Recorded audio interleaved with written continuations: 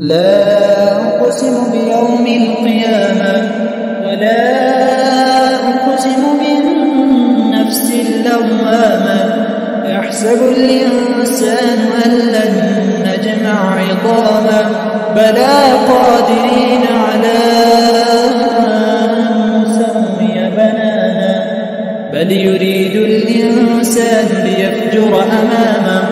يسأل أيان يوم القيامة فإذا برق البصر وخسف القمر وجمع الشمس والقمر يقول الإنسان يومئذ أين المفر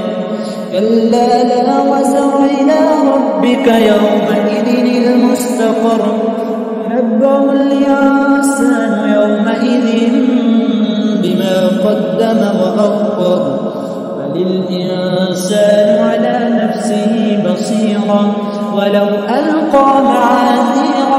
لا تحرك به لسانك لتعجل به إن علينا جمعه وقرآنا فإذا قرأناه فاتبع قرآنا ثم إن علينا بيانا كلا بل تحبون العاجلة وتذرون الآخرة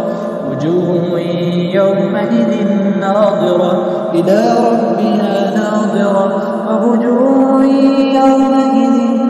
باسرة تظن أن يفعل بها فاقرة كلا إذا بلغت التراقي وقيل من راق وظن أنه الفراق